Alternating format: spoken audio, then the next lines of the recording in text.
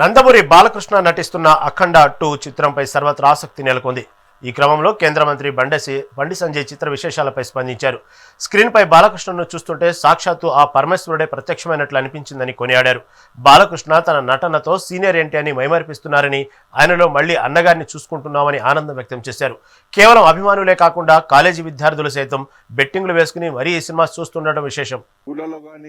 ఫంక్షన్లో గానీ అంతకుముందు ఏం గిఫ్ట్ ఇస్తావు అని చెప్పి అడిగేవాళ్ళు, రేపు ఏం చేద్దాం అనేవారు.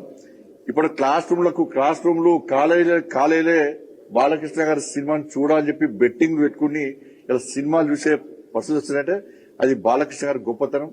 ఇవాళ ఆ వయసులో ఇలా ఎన్టీ రామారావు గారిని మైమర్పించే విధంగా ఎన్టీ రామారావు గారు లేరు అన్నటువంటి విషయాన్ని ప్రజలు ఎవరు ఊహించుకుంటలేరు. ఇలా బాలయ్య గారి రూపంలో ఇవాళ ఎన్టీఆర్ చూసుకుంటున్నాం. ఇవాళ అటువంటి యొక్క గొప్ప నటుడు బాలకృష్ణ గారు.